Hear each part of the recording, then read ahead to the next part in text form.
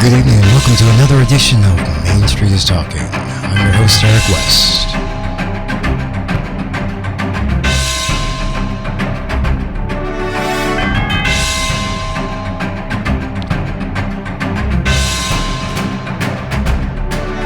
Good evening and thanks for joining me. I got to the point this afternoon where I was like, what am I going to talk about? There's not a whole lot going on in the news. And then all of a sudden, Mr. Drumpf decided he was going to do a law and order, quote unquote, law and order speech. It wasn't so much that he was doing a law and order speech. It's where he was doing it at this time. He was doing it an hour outside of Milwaukee, Wisconsin. Now, I'm not sure if any of you or most of you probably know what's going on there right now. There's a little unrest in the black community there, just a wee bit, and Mr. Drumpf decided he was going to go not to Milwaukee and actually speak to the blacks. No. Oh, come on! He decided he's going to go an hour outside of Milwaukee to West Bend, 96% or 95.6% white, and do a rally there.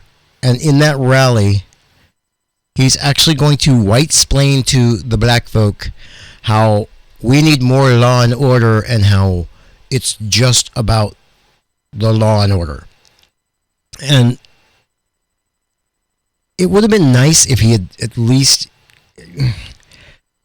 gone in and tried to be. It would have been nice if he'd given any ideas, but basically what he did was he put forth every GOP talking point that's been out there for forever. And as I was watching the speech, because I couldn't get over the fact that he was actually doing this speech, all I could think of was, that 1% of black voters that he did have.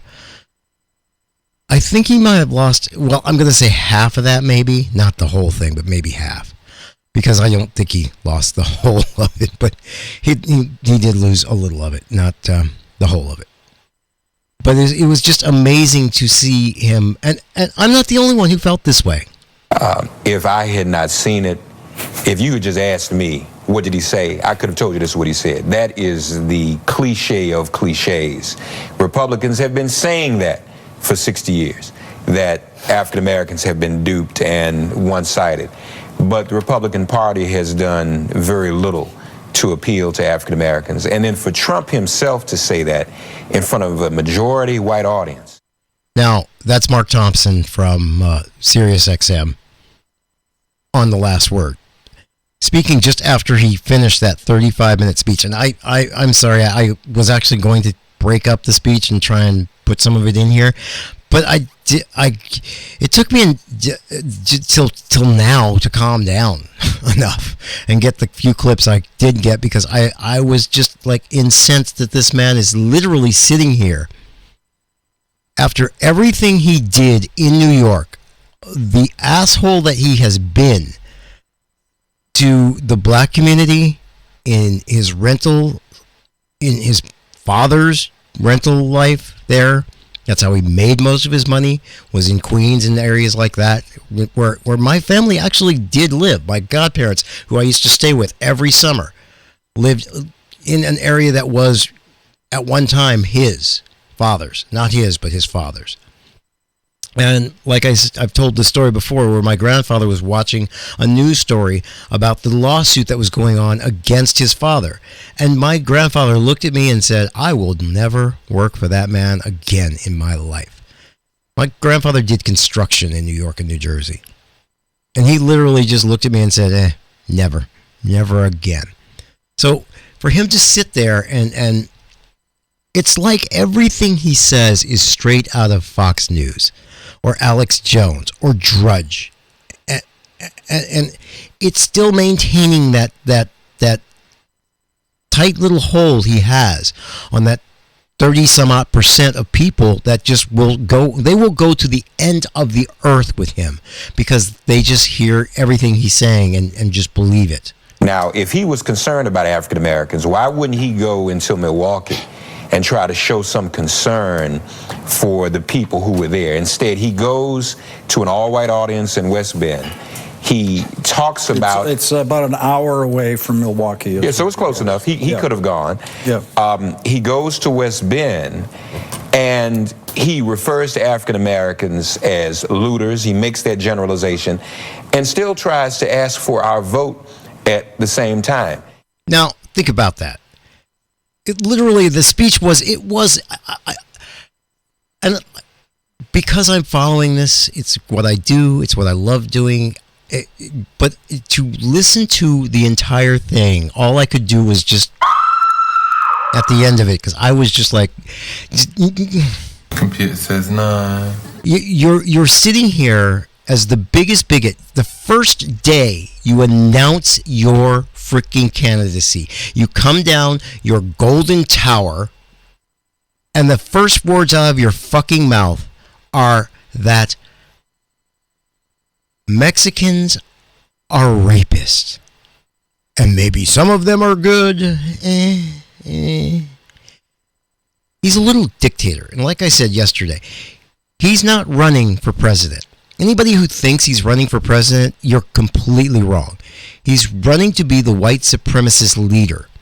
Part of what he said today also in trying to close into the or get into his head that he's probably going to lose. I mean, it's looking more and more like it because Hillary's lead is not doing the normal, roller coaster that we usually get 3 weeks out from the conventions and everything. It's been pretty stable. I mean, like 0.5% to 1% across most of what we would call the swing states. Those areas of the country where she could possibly lose it, and she's not. She's got a pretty solid lead.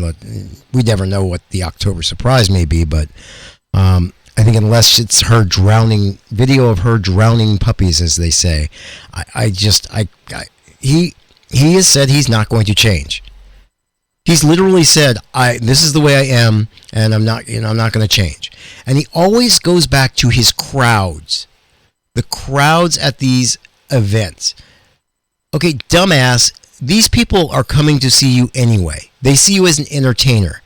Ask Bernie if those crowds actually equate to the number of votes you will get. And Bernie will pretty much tell you, no. It comes close. You're probably still going to get, just by being a freaking Republican, it's like they say, you get that 38 to 42%. You get that base number of people that will vote for you no matter what you say, no matter what you do, no matter if you do go out into Fifth Avenue and shoot somebody. You're still going to get that. And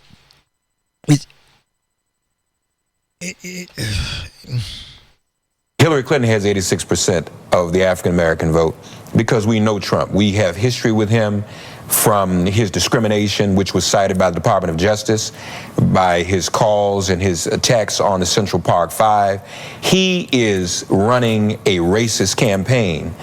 And quite frankly, it's probably high time that we have a reasonable suspicion that Donald Trump is a racist himself. This, after all, is the man who questioned President Obama's citizenship. And not only has he attacked African Americans, he's attacked other groups as well, the Khan family, Latinos, Jews. So it's really incredible. If he were concerned about African Americans, he would have gone in Milwaukee, and he would have accepted the invitation of the NAACP to come and speak at their convention, as all presidential candidates traditionally do. Think about that. Just think about that. He's sitting here saying, I want your vote. I'm the law and order candidate. And he's also literally saying to the people protesting, and I will not condone violence. I don't think that's the way to go. I understand peaceful protests. I believe in peaceful protests. I've been there. I was in Oakland doing those when Occupy was there. I was there. I mean, That I can deal with. I don't like the burning down of buildings. But there is a frustration level that sits in Milwaukee, like in Ferguson and other cities like this, where the policing is not about policing the community anymore. It's about keeping their for-profit prisons filled. It's about keeping numbers that make no sense. I'm sorry. Police should not have quotas.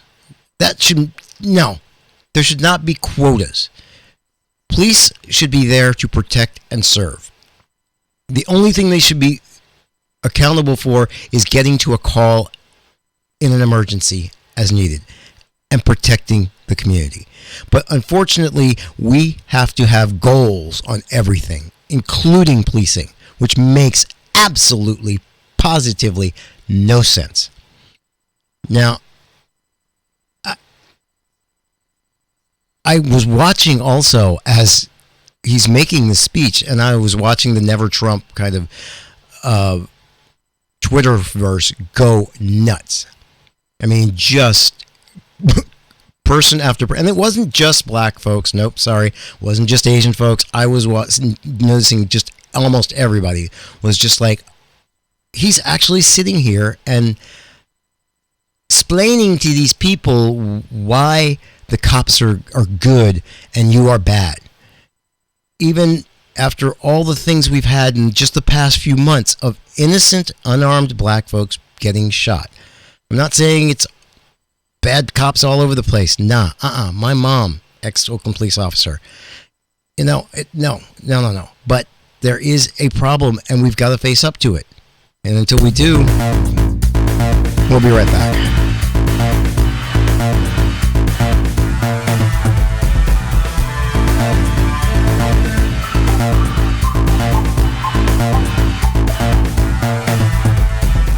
Help support our station by going to amazon.tmmsradio.com. Bookmark that page and use it for shopping regularly. We get a portion of the proceeds. Or go to our front page at www.tmmsradio.com and click on the Amazon book. Thanks a lot. Tune in weekdays for Beast of Fun at 6 a.m., Citizen Radio at 8 a.m., Best of the Left at 10 a.m. and 5 p.m. The Bob and Chez Show, presented by Bubble Genius at 11 a.m. and 3 p.m. The Bradcast at 12 noon and 4 p.m. The Majority Report at 1 o'clock p.m. The Slate Political Gabfest at 2 p.m. Democracy Now! At 8 p.m. and 11 p.m. David Pakman at 9 p.m. Main Street is Talking at 10 p.m.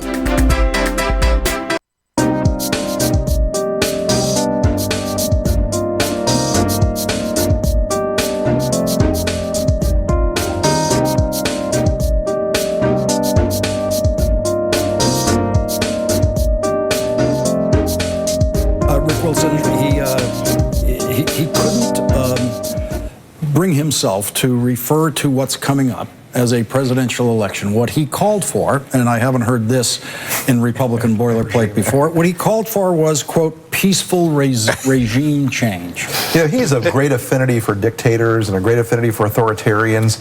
And I think people ought to look at that as a red flag and how he looks at this election, because he's trying to rev his people up, saying the election's going to be rigged and stolen. He wants to make this predicate about the evil establishment that's all out to get him. And he's trying to get his folks in a frame of mind where they look at this thing as something that's been stolen from them, and he wants them out on the streets, you know, doing the same kinds of things that he's decrying tonight. And look, he's a guy who's divided the country from the very beginning of this campaign, and that's no different. Starting to call this regime change, it's delegitimizing the democratic process that we're engaged in right now, and that's classic Trump. He doesn't have an affinity for the Constitution or for the Republic or for the democratic process in any way. He would love to be crowned. He would love to have the crown set on his head on a throne in Washington, because that's how he sees himself. And it's true. Understand that if he got in, he would not be the president the way we are used to a president. Mike Pence, the homophobic hater, would be our president. Donald Trump calls it regime change. Okay, I'm sorry. We really need to see his taxes something fierce, because he's got to be tied to Putin. And I mean, he's got to be sucking the man's dick. I'm sorry. I know it's really crass, but what regime change? What regime have we had in this country? That's not what and now Rick Wilson, who you just heard talking there, and I thank you, MSNBC, that's Lawrence O'Donnell's The Last Word. But that's from. Rick is a GOPer. He's actually the head of the new independent candidate that they have out of Utah, who's going to try and siphon off some of Trump's votes, or at least get it to the point where he doesn't get. I don't know what they're going to do right now. It doesn't look like Gary Johnson or Jill Stein are, even going to get to the point of being in the debates. You got to get 15%. They're not changing that. They're not going to go any higher. And the highest I've seen Gary is like 12%. And the highest I've seen Jill Stein has been about 6%. And that was a really awkward poll that put Hillary, I think, at 15% also. No, I'm sorry, put her down at 9%, put Jill Stein at 6%, put Gary Johnson at 9%. So it doesn't look, I don't see them being part of the debate. So I don't see Trump, I still see Trump trying to get out of the debates. He's not going to show us his taxes. He's going to try and get out of the debates. He again does a pre-written speech off of teleprompters. Now, let's not forget the man who was screaming, othering our president, and always screaming about him reading off of a teleprompter. Reading off of a teleprompter. Are you kidding me? And now you sit here and you read off of a freaking teleprompter. I don't think anybody should listen to me. Please, can we stop? Can we stop treating him like he is a real candidate? Can we stop saying that just because he can read off of a teleprompter for 15 minutes and not go completely off? Because he did go off still. He's not great about reading off the prompter either. He sounds like somebody shot him up with a tranquilizer and then put him in front. Yeah, exactly. But even he others the president. He others everybody. He can't speak for crap. He doesn't know the basics of the Constitution. He doesn't know how. I mean, he sits here accusing Hillary Clinton. And don't get me wrong, I'm not a Hillary lover. She's not the best in the world, but I know what 30 years. I've been through the Clintons once already as an adult. Yes, as a voting adult who voted for him. So I've been through this once. I've been through the whole of, and this was in the age of computers just starting. I was actually working at a company that was trying to get its websites going at the time. This is, we're still talking BBS boards and things like that. So, the internet was Netscape and really bad graphics if you could get anything going through the pipes we had, because you were still dial-up back then. I couldn't do what I'm doing right now back then, but that's the world I came from when they were there, and that's back when we still had 3 news organizations for the most part. We were just getting on cable. Fox was just created, and remember, Fox and Citizens United, we're all about the Clintons and this hate of the Clintons. So we've had plenty of years of it, and it just keeps going. But the other thing was, after he did his speech, then I kind of tuned in to see what other people were saying about it. And one of the things that got me was on one of the shows, there were 2 black participants sitting here as contributors. And Katie is one of the contributor GOP people who's a never Trump person. And here's what she had to say. Among African Americans in the NBC Wall Street Journal poll, Hillary Clinton 91%, Donald Trump 1%. Katie. That's the black vote. This is a perfect example of a Donald Trump speech that is very light on policy and very heavy on bumper sticker slogans. He had a great opportunity last week to go to my hometown of Detroit, Michigan, and have a very substantive conversation about the plight of the inner city in this country, and to look at things that are starting to work in a city like that. Without a doubt, there's a lot to criticize about Democrat policies and Democrat leaders who have failed the inner city and in a big way have failed the African American community. But Donald Trump speaking about it in bumper sticker slogans without actually offering substantive policy on what he's going to do to actually change, life for the African American community or for the inner city residents of this country, it just isn't the answer. And I don't think that the African American voters that he seemed to be trying to target are buying it. Did you notice that she just did the same freaking thing that she was complaining about Trump doing? She sat there and she did the bumper sticker. Democrat, because it sounds like rat at the end of it. Well, the Republicans, as they're dying, the GOP, need to stop that. But she literally used the inner city, the freaking buzz phrases that every single black person hears and just goes, really? Really? Why don't you just use the N-word? Why don't you just freaking use it? Because you know that's what you fucking want to do. That's what you want to do. Anytime you say that, that's what you want to do. And it just is ridiculous that we're still, as if we don't understand what you're talking about. We'll continue this in a few minutes.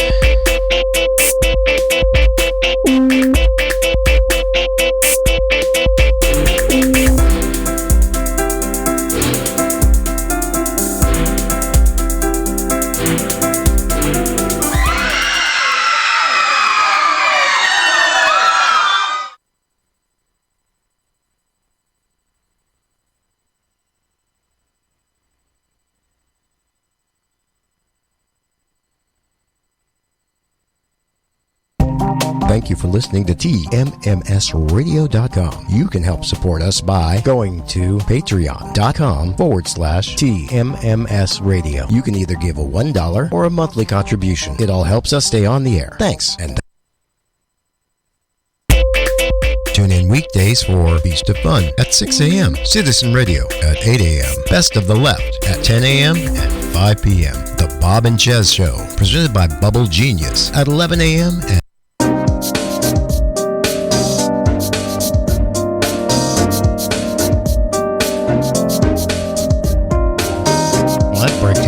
too well. I have to remember to fix that one.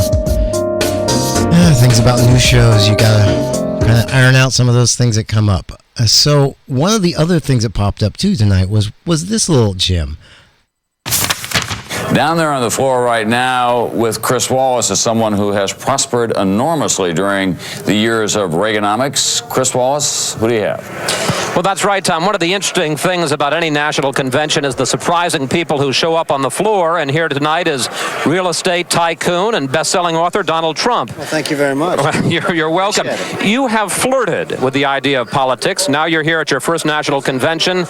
Does that get you interested in possibly making the plunge? Now you have to tell me something. Who told you I flirted? Well, I didn't know that I flirted. Well, you took out full-page ads in the New York Times to talk about your foreign policy. Some people would say... I do feel very strongly about the country. I love the country, but I think you're going to have probably George Bush as your next president. He's an excellent guy, an excellent man. He's a friend of mine, and I'm here for that reason. Well, I wasn't talking about this year, Mr. Trump, but you have said that if you ran for president, you'd win. I think I'd have a very good chance. I mean, I like to win. When I do something, I like to win. I like to do well, and I think I probably would have a pretty good chance. Tom Brokaw mentioned a moment ago that you have prospered in the Reagan years, and some people have said that Ronald Reagan ushered in an era, some people say, of greed and conspicuous consumption, and frankly, some people say Donald Trump is a conspicuous example of that. You make no apologies about the 100-room mansion in Palm Beach or the $30 million yacht. Well, I employ thousands and thousands of people that wouldn't have jobs if it weren't for things that I built. I mean, I employ probably 25 or 30,000 people, and these are things that I've done over the last 4 or 5 year period, Chris, and I think that a lot of people are very thankful for it. So I can't make... Okay, so as you can see, that was... Think about how long ago the 80s were. And President Bush, the first, and what Reagan did to the country as far as his trickle down, which we know to be complete and utter BS. But that's what he was talking about back then. And remember, back then, Trump was flipping back and forth between being a Democrat and a Republican and a Democrat and a Republican. And he was talking all the time when he got interviewed by so many different places. And I still don't understand how he became... That's, I think, around the time that we really started to lose all of our media. I mean, it was just about ratings. It started to become more and more when the Fairness Doctrine got thrown away, and we went from having just the 3 stations that, Fox started coming along and all these other stations and the cable industry and all that, and we lost what was news. We started slowly but surely losing it, and it wasn't like it happened overnight, but it happened, and we were seeing it. But even there, right there, you're seeing him talk like he was a Republican, but still giving to Democrats, saying it's about businesses. He employs so many people. He had all this money. He's great. He's going to win. Again, it's not only can this man not win. Computer says no. But I don't think anybody should listen to me. And it's also got to be that if he does lose, he's got to lose by so much that we literally, nobody like him can come back again. He's got to lose by that much. It's got to be so humiliating that we don't get another Trump. Because if he does not only not lose, can you imagine what's going to be next? He's got to lose by so much that we not only get rid of him, but I think if it does happen and we can actually turn the House too, that we turn it to such a humiliating loss for the GOP that they have to literally go back and reform. Not reform, not do that autopsy like they tried the last time and say, oh, we're going to try and make it better. No, you've got to reform. Literally drop the BS about the trickle down. Drop your ties to being naysayers about everything. The climate is it changes all the time. It's something that the highfalutin scientists are making tons of money off of. I'm sorry, I know a few scientists. They ain't working for the money. Sorry, you don't go and get your PhD for the money. No, you might. In some cases, I know a few people that make decent money with their PhDs, but they're mainly in off kind of weird industries that are related to their PhD. But if you're just a plain old scientist and you're working on grants and the like, no. No. You're not working there for a lot of money. You're working there because it's something you want to do. And again, we got to make sure. I don't think anybody should listen to me. And we got to stop listening to him because he's just getting ridiculous. I really wanted to talk about the DOJ report tonight and what it says about our policing, but then he decided to do this, and I was just like, I can't ignore the fact that he's just sat there an hour outside of Milwaukee and tried to say, it's your fault that this is happening. You need to pull up your pants and be good and stop this and just, no policy changes, nothing. We've got to make sure that doesn't happen. I'm not saying we just got to make sure it doesn't happen. Thank you for joining us, and we'll see you again next time on TMMSradio.com.